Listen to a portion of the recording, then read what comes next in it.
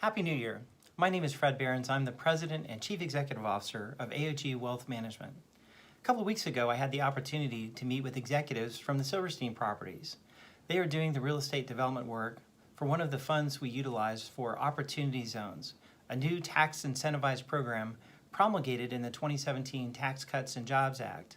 The intent is to promote new capitalization for both real estate and private equity, and it has significant tax benefits for taxpayers, mitigating taxes on harvested long-term capital gains.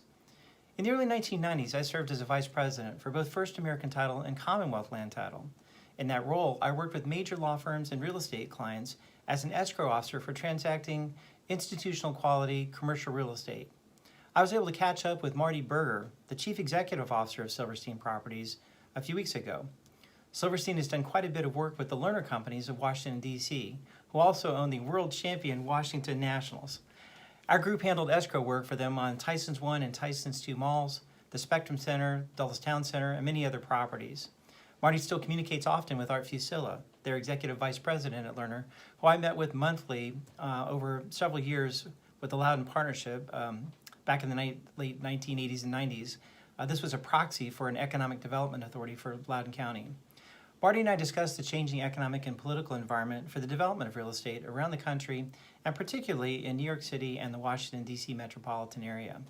We also discussed his time at Goldman Sachs and at Blackstone, which also manages portfolios utilized in the AOG models.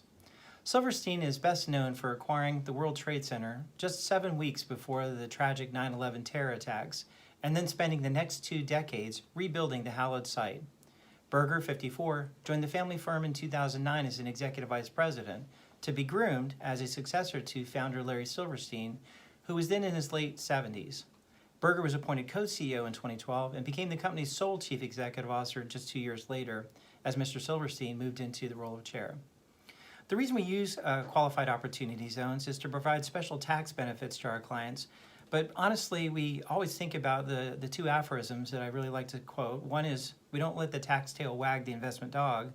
And number 2, Benjamin Franklin is quoted as saying that sometimes he's more concerned with the return of his capital than return on his capital. While this is a very powerful tax planning tool in our portfolio, it only makes sense if we're able to select quality real estate or companies that we can sell at a significant profit down the road. So it was great to catch up with Mr. Berger and to visit the Silverstein headquarters in Tower 3 at the World Trade Center. This is one of only a number of programs that we've approved for this, and look forward to having the opportunity to visit with you, particularly if you continue to have long-term capital gains that you'd like to recognize, but do it in a very tax-efficient manner. Thank you.